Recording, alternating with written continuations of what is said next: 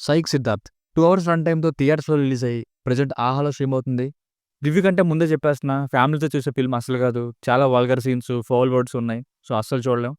ఇక సినిమా చూసాక నాకైతే సెకండ్ హాఫ్ ఐడియా బావుంది కానీ నచ్చలేదు గైస్ మూవీ.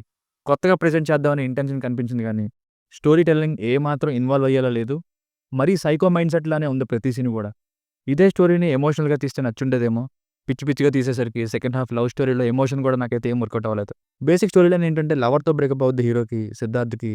బిజినెస్ కూడా పోతుంది. అలాంటి ఫెయిల్యూర్స్ అయ్యి జాబ్‌లెస్ హీరో ఉండే ఇంటి కింద మొగుడుతో పాట్లు పడలేక కొడుకుతో కలిసి వచ్చేసిన హీరోయిన్ ఉంటారు.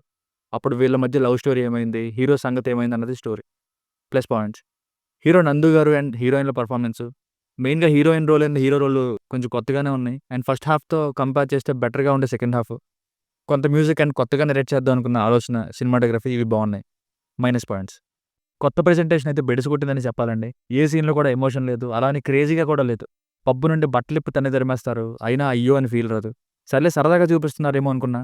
ఆ తర్వాత ఇంకో అమ్మాయితో బ్రేకప్. అది కూడా హీరో అయ్యో పాపం అనేలానే ఉండదు. సరే హీరో ఇంతేనేమో అనేలానే ఉంటుంది.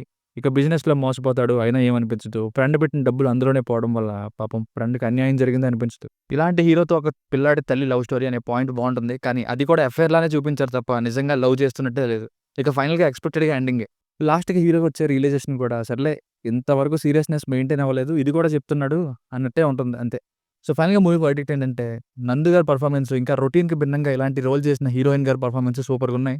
ఇక ప్రయత్నం కొత్తగా ట్రై చేసినందుకు మెచ్చుకోవచ్చు.